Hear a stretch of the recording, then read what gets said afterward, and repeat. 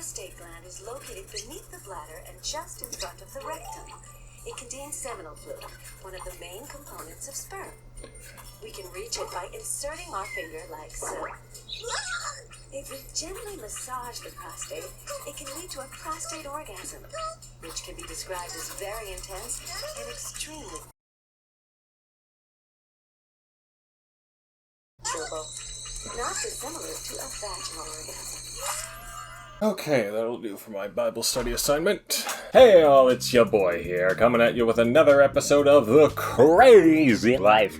Just kidding, that show has been cancelled for years. It's never coming back. I lied to you all. No, instead, welcome to the highly anticipated 1500 sub Q&A. A couple weeks ago, I asked y'all for any questions that you may have about the crazy even, or controversy, childhood PC gaming, or anything else, and got a handful of questions that I will be answering in tandem to some comments that I've gotten over the years that I thought would be worth responding to, just for fun. So what is this, like the 90th exercise in self-indulgence? Anyway, let's get to it, because we did have some actually interesting questions on the docket today. Also, before we start, thank you to anyone watching who has subscribed over the past 7 years. It has been since I started taking this channel seriously, I guess we could call it. You are what strive me to do better in life and keep making videos, kind of. And I'll be more than happy to exploit all of you when I make that page. So let's get the questions going here. First up, we got one from FC Playthroughs. Are there any good dogging locations near you? God, I wish you were dead. Congrats on 100,000 subscribers, though. Let's give a big hand for this dude. Yeah, it's a big achievement. New episode of Deep Thoughts coming soon, noted. Next up, from AE Double. In the itchy and scratchy CD-ROM, is there any way out of the dungeon, etc., etc.? Also, how long do you think Rockstar will keep causing controversies? Enough to monetize your that's a good one. That's a good one. I'm gonna write that one down. Monetize my kids to college. But to take it seriously, I don't know, we're just gonna have to see. I'm not sure what Rockstar is gonna be doing for the next year or so, presuming nothing comes out of the E3 Take-Two panel, which I'm currently filming this before that, so anything's possible. Probably gonna be really annoying, though. This one from, apologies if I mispronounced your name, Govind Menon. I was close. Hey, Even, what's your opinion on JFK Reloaded? You know, I was actually researching that game alongside a bunch of other, I guess I'll call them shock games, for a future video, and I kind of want to save my thoughts for that video, which is not going to be out for a while, but I will say there's a little bit more to it than I anticipated, as in terms of the intentions behind its creation, as well as the person who had developed it, so that'll be interesting to go through when the video comes out, so yeah, not a whole lot to say right now. The 6 Days in Fullajuh remake. Well, that was definitely one of the most surprising announcements of 2021 so far.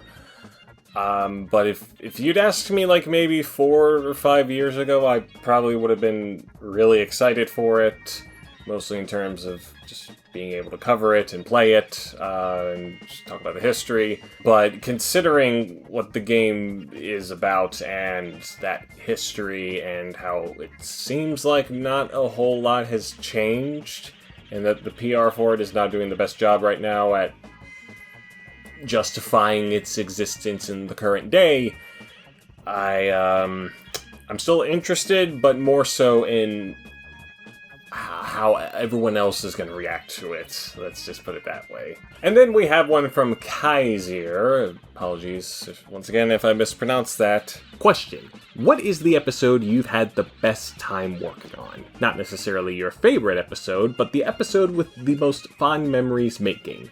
Unless that happens to be your favorite episode, I guess. Now that is actually a very interesting question, and one I had to think about for a little bit, because to pull the curtain back just a little bit on the makings of these videos, they are extremely tedious to edit. Editing that stuff is quite simple, but editing the actual video is usually a fucking nightmare. Especially the longer ones. All the stuff that you see, the images, the video, and audio, all the effects, and the dumb jokes as well, all that shit is on the fly. As I imagine is the case with a lot of content creators, I don't really plan out the editing process and what images are going to be laid down, except in certain circumstances, like when I'm using gameplay, and I need a specific gameplay portion in order to make the audio talking point, fit with the video that is playing. But I should stress it's not like to the point where I want to just outright quit, because as tedious as it is, like once you have the finished video, it is usually pretty worth it. And to answer the question, the videos I usually have the best experiences working on tend to be the one that I consider upgrades of sorts. Probably the fondest one that I can think of is the first video that I made with Sony Vegas, which was the Mighty No. 9 video. Mostly for the 60 FPS, but I got to experiment with a lot of new effects and like green screen shit, and a lot of stuff that I couldn't do with the other two editing programs that I had used in the past. I mean, Camtasia, you kind of could, but it was just pushing it to its limit, and I just feel like Vegas would be better suited for these kind of longer videos and projects with more files in them. Ironically, now the videos have become so long and so full of data within the projects, Vegas hardly runs well, but I deal with it regardless. Another video I can think of, or should I say a series of videos that I can think of that I've had the fondest memories working on, probably the John Romero trilogy. If you were around the time those videos came out, you'll know that they were put out weekly. But here's a fun fact. I had the first part finished well before it was going to be released, but when it got released, I was only about halfway through the Doom video, and I hadn't even started with the Daikatana one. Now, I did have the entire script laid out for all three parts, I think. So that was probably what allowed the videos to be released during those 3 weeks. But it was a hell of a time getting all that stuff together, and in spite of the big rush in doing so, I think it turned out quite well. And again, speaking of like upgrade videos, there is of course the PUBG video, which is where I started experimenting with a better presentation and like messing with brightness and contrast and the HSL settings, if you know what those are. And again, I think that video turned out quite well too. It started a new direction in the series that has concluded, question mark. I do like the whole detective format with the robot assistant, but I think for the next series of controversy videos, I wanted to just kind of bring it back to simpler times. At least that's what I'm thinking right now. That could change. So I hope that was a sufficient explanation, and now we can move on to the dumb stuff. So these comments range from the past 3 or 4 years from the last time I did something like this, and are just stuff that I found either kind of funny or something that could like lead into a tangent on more stuff behind the scenes with these videos, and not just controversy as well. So let's get to that stuff. First one we have from Sugar Smile. I know this is a gaming channel. Have you seen Twitter? Right? It cancels a lot of things like Pepe Le Pew. Did Pepe Le Pew get canceled? Could have sworn he was in the new Space Jam trailer. Let me just make sure of that. Oh, no, he is not going to appear in it. Okay, oh well. It's not like there's any plot thread continuing on from the original Space Jam that he's a part of. Okay, yeah, there's another GTA 5 video, so that's when the announcement for that came out. So I guess if there was a question here, it should be something like, have you seen the stuff on Twitter that people just cancel day in and day out? And yes, I have. And more often than not, I am just simply aware of that kind of stuff. It doesn't really pertain a whole lot to this particular show, though, or the stuff I make on here, so I just take it as it is. But I do agree that Twitter is a fucking horrible site. Now I'm gonna go tweet about how Dreams is the best content creator of all time, and you can't say otherwise. This next one is just one of the funniest fucking things I've seen. I've seen in all these comments. Like, it's just so blunt and out of nowhere. Intro Sus put this on the bully video. Why do people complain about being bullied? Just bring a gun to school. I mean, yeah, it's a pretty simple solution. If you got a bully problem, just bring a gun and fill in the blanks. Alright, so this next one is going to be more of a criticism on my part. See, in the 2018 Controversies I Missed video, I made a little comment towards the end regarding a certain reactor or streamer heavily associated in the Super Smash Brothers community. Let's just roll the clip for those of you who are unaware. And Etika is a fucking prick who's only good for shitty memes, and no one can tell me otherwise. Yep. And as Billy Bob here points out, well, that hasn't aged well. Yeah. So allow me to clarify here. That was a very hyperbolic statement that was made around or close to the height of the whole Etika scandal, or just antics. Let's call them antics. Yes, it was in poor taste, but it was jokey. I wasn't exactly being serious. Like, I've no ill will towards Etika. Didn't watch his stuff. I wasn't a fan, but this is a little goof.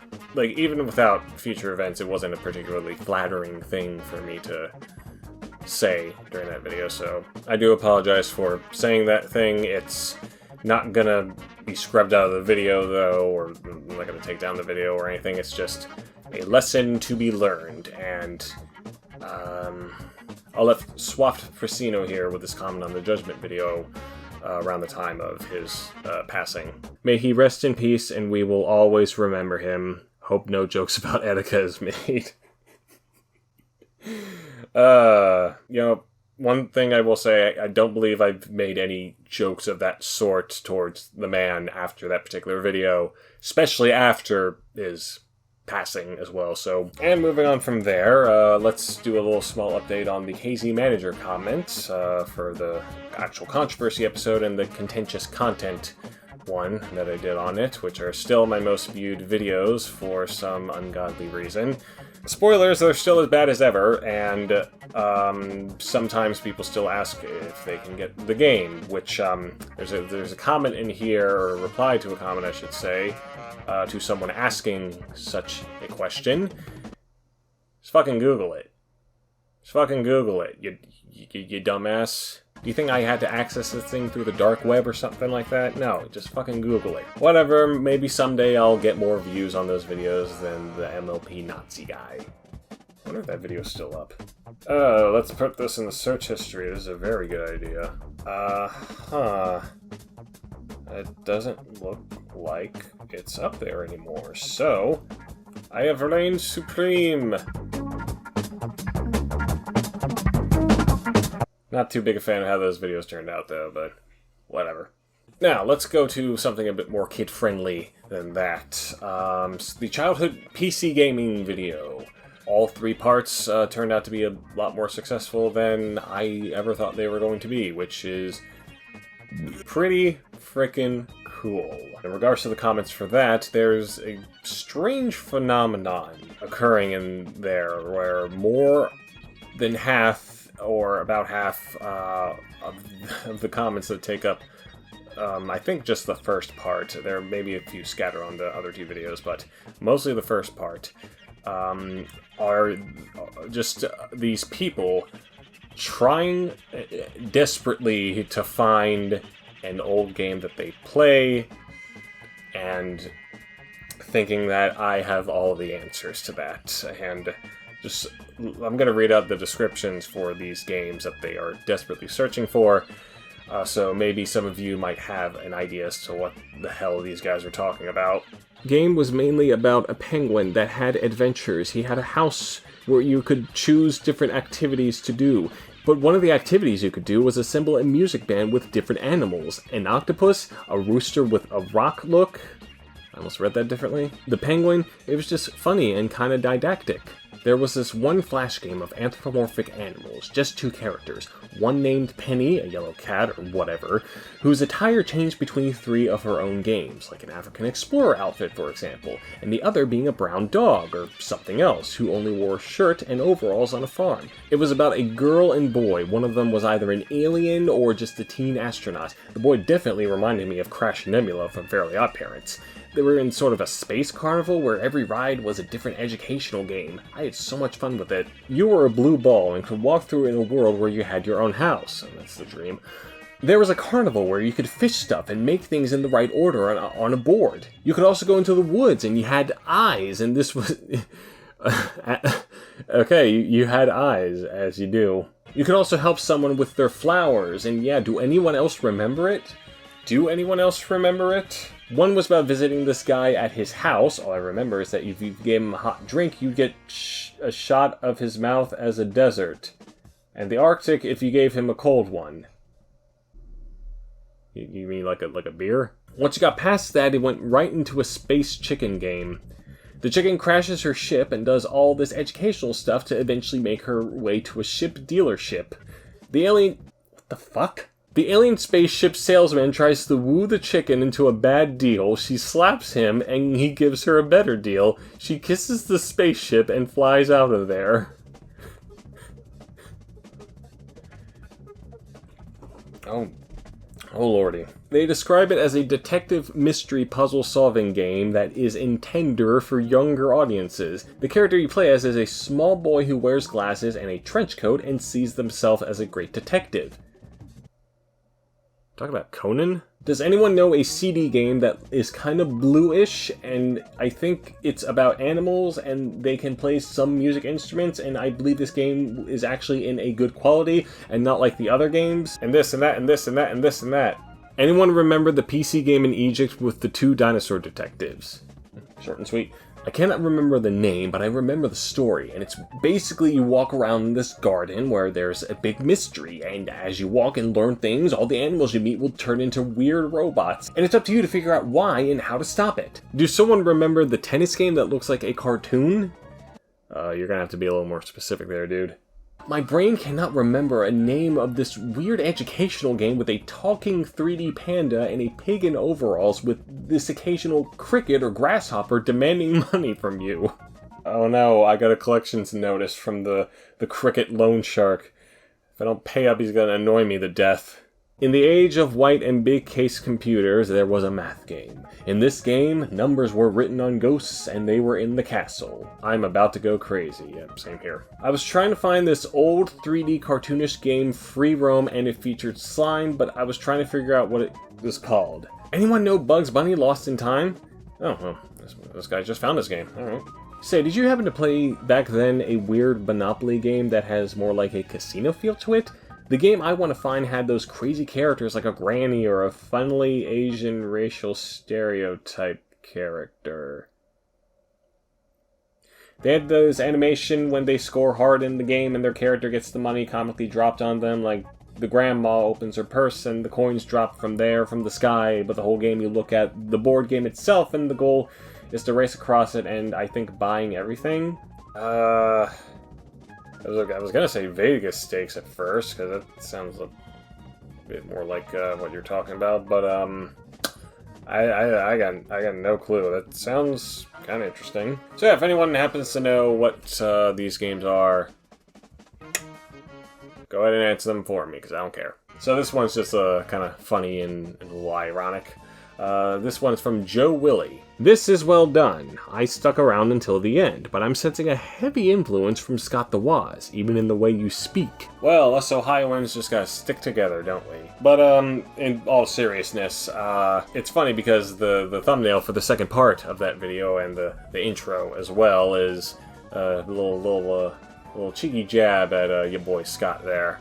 I mean, I don't know how anyone could possibly tell, because frankly, I didn't know about Scott the Woz until that video came out. I mean, it's just a complete coincidence that I had a similar thumbnail for that. It was just so weird. But yeah, around the time I was making those videos, I was definitely into Scott the Woz by that point. And there is a little bit of influence from his stuff, but I mostly approach the childhood PC gaming videos just as I would have with a controversy episode, and just the writing and editing style that I have crafted through those videos over the years. Zero Punctuation was the huge influence. But like, speaking of coincidences, I actually discovered Mr. The Woz, not in the best manner. He and I had uploaded a video on the Guy game on the same exact day. And, as you can imagine, it was slightly disheartening that it was like immediately outclassed by this other dude from Ohio.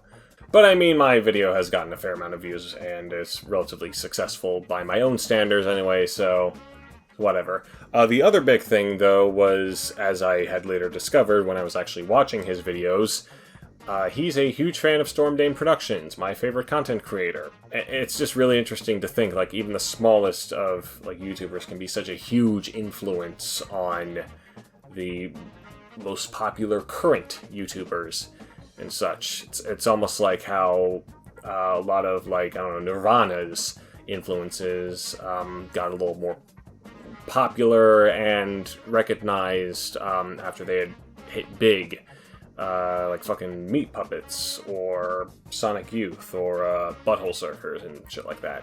It's a lot more interesting than just saying something like, oh, I was inspired by the Angry Video Game Nerd, or the Game Grumps, in making my stuff. And that's not to say that they're bad influences, I mean, for the most part, but it's just a little more interesting when you just have inspiration from someone who is not as big as everyone else is. It just feels like special, and was just feels so special to that person. And following up on this, another type of comment that I get quite a bit, well, not quite a bit, but frequent enough, something along these lines. Let me just go ahead and read them out. Bro, you're extremely underrated. You deserve at least 50,000 subscribers. I discovered your videos and think it's criminal that you don't have more subscribers. I'm sure you get this a lot, but you deserve so many more subs and views. WTF, question mark, question mark, question mark. I can't believe you don't have more subs, man. Sad that you don't have more subs, likes, views. Not sure why you don't have more subs, man. I sincerely hope your channel gets popular soon, because I can't believe that a guy dedicated so much and put in so much effort in his channel only has 1,000 subscribers. I don't get how you don't have more subscribers. And I'm a crazy fangirl that says you should have 1 million subs instead of watching your videos because I'm having a mental breakdown. Oh god, I'm so sorry. You should probably get that checked out. I don't know how you don't have more subs. This channel deserves more subs. The content is so well and entertaining, yet it has so few subscribers. You need more subscribers, that's it. How come you don't have more subs, mine? I imagine this is a comment that a lot of smaller creators get quite frequently with like the new fans and stuff discovering their videos and putting in something similar. And it is always well-intentioned and a genuine question, like how does this person who I perceive to have such quality content not have more subscribers, or is not bigger than there currently are? More often than not, though, it's a rhetorical question, because I mean the answer is it's pretty obvious. I mean, I've replied to one of these comments before with that kind of answer, but I guess just to kind of set the record straight, I don't really play the YouTube game. And by that I mean I am very sporadic in when I upload content compared to so many other people,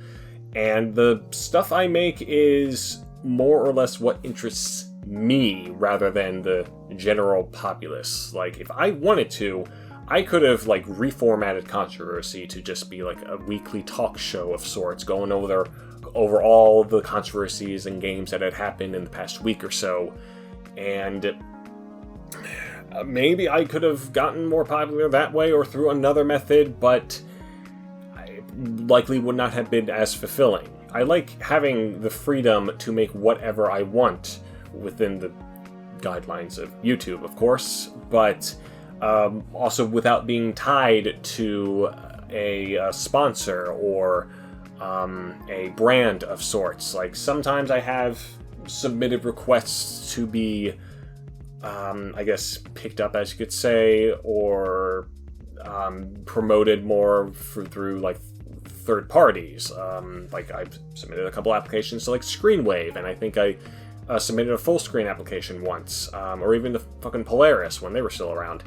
And I think over the years, like with just, I guess, how little I have grown, it has more or less taught me to appreciate the fact that I can do whatever the hell I want with this stuff, and grateful with whoever comes across it and does enjoy it, even to the point where it is like helpful to them as well, because there's another comment that I got. I still watch your videos, man. Your videos, they distracted and helped me through a really tough time. It's stuff like this, and like any kind of feedback that I get. Any kind of feedback that I get with these kinds of videos is usually more than enough.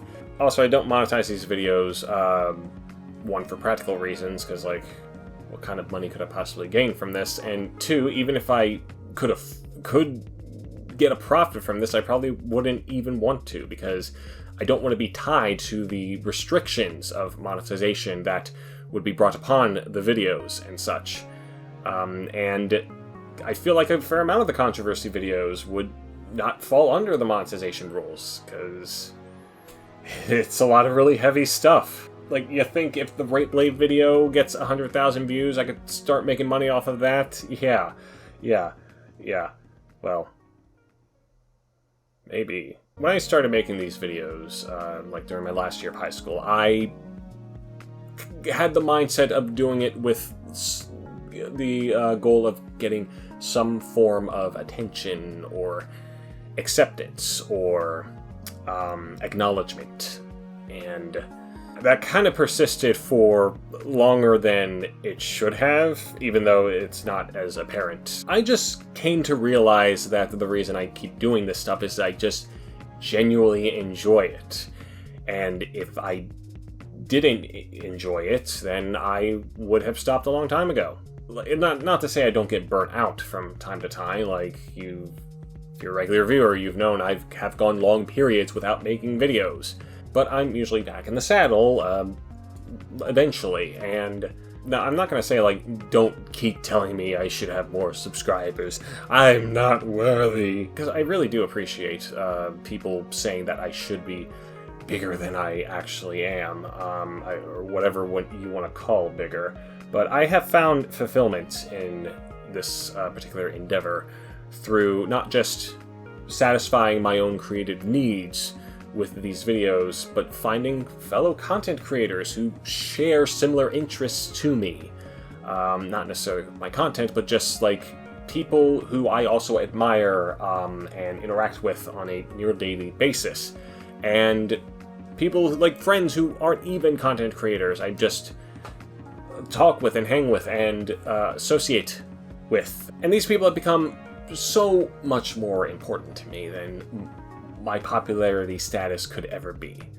Like, occasionally, yes, sometimes I will still think about, like, the video isn't doing so well, like, it just kind of bums me out. But, like, that's something so many other creators feel as well, like, even the larger ones. And, like, there's nothing wrong with feeling frustrated that something that you created and put so much time in and put out to the world is not quite getting the response that you thought you would get, or even lower.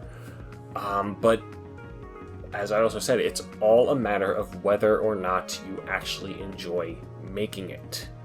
Because if you don't actually enjoy making this stuff and you're just like in it for the money, I mean, that can only get you so far. It's like, I don't like acting, but I still make it because it makes a lot of money. Like, I imagine there are still some people who do it regardless, but like, what's the point in making a profit or being popular for something that you don't even enjoy?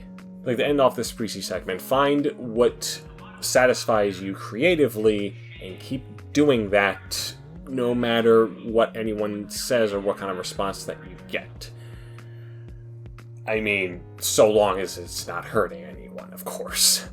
Perhaps it is a generalized statement that not everyone is going to resonate with, but at the end of the day, again, I just like making this stuff, and I'm going to continue to make this stuff for as long as I find it fulfilling, and I honestly don't see that ending anytime soon. The channel's going to be shut down next week. Okay, now as for one last thing, this is going to be like me, again, stroking my ego once again, and this is a very, very late reply to a comment that I got on the Digital Homicide Part 1 video ages and ages and ages ago, because it is, to this day, still one of the most perplexing comments I have ever gotten. Now, for this one, I'm not going to read out the name of the user out of respect, but let's see what you all make of this. Those who aren't milking the Leafy drama are milking the Digihom controversy. Now, initially I replied to this in the same confused manner that I have about it to this day, and I just pretty much said, I mean, if you want to look at it that way, okay. Let me just put a little bit of context here. This was made 9 months after the first Digihom part had been uploaded. And that first Digihom part was uploaded at the beginning of January 2016. Well before any of the more exciting events in the second part of that video had occurred. However, 9 months after that first part had been uploaded was around the time that the whole YouTube drama bullshit and malarkey had reached its peak with Leafy, Drama Alert, Keemstar, iDubbbz, all that shit. And I learned about it well after the fact, and like, I mean, it's kind of funny, but just in the grand scheme of things, who fucking cares? But it's just like the implication that I would have been covering that if I weren't covering Digihom. When, again, first off, I only do video game controversies, so I don't believe anything to that drama was ever pertaining to video games. It was just about calling people pedophiles and getting shit-talked against one another and bullying and all that fucking stupid bullshit. The second thing is, like, the implication that I'm milking the Digihom controversy, which, like, at that point, I had only uploaded 3 related videos to Digital Homicide across 2 channels, and on the Crazy Even channel, it was only just that one Digihom Part 1 video. I did some Slaughtering Grounds Let's Play for a Halloween special over on the Dead Gameplay channel, but, I mean, that was it. If I was milking the Digihom controversy, I would have had as many videos as they had games out by that time. And what I think is even funnier is just something that is on this dude's channel, and you know, it's and another funny thing about it is just I checked out the dude's channel, which I well, not sometimes, a lot of times I do with a lot of the comments that I get. More so just, like, to see what else, like, these people have watched. Just kind of, like, gauge analytics and such. Not to, like, think about how I could like milk these people for all they're worth. But just because I find like YouTube analytics legitimately interesting, very shittily implemented, but interesting nonetheless. And in the description for this dude's channel in particular, it reads, "Number of people who are too dumb to come up with an intelligent rebuttal and have to use the old, you like Sonic, you're like Sonic, you're a child and your opinion doesn't matter" excuse. And it's up to 13 as of this time. And I guess to finish out this response, I certainly hope that it is sufficient enough to not let me end up in that particular list, good sir. So yeah, that is pretty much it. This has been a much longer video than I was anticipating, and I have no clue as to where things are like even gonna go from here. As I said, I'm just gonna keep making stuff as for as long as I possibly can and am interested in, and I'm in the process of a couple of interesting videos at the moment that are not controversy related, but should be out in the near future. I would say soon, but they're going to take a little bit of time to get made. But controversy will also be back soon enough. And once again, Schwebscast. I'm on a Schwebscast podcast, and not going to be on every episode. And it also may not be weekly, as I had said in the announcement video. It's just pretty much a little sporadic as far as I can tell, but I will let you all know when new episodes come up. Subscribe over to the Schwebscast YouTube channel if you want. So I hope you have all enjoyed this little extended Q&A and comment rebuttal of sorts. And once again, thank you very much for getting us to this point. I say us, I mean me or whatever. But I hope you enjoyed this. I hope you enjoy the stuff that will be coming out afterwards. And as always, I'll see you later. We're going to twist up and down his shaft and suck the head at the same time.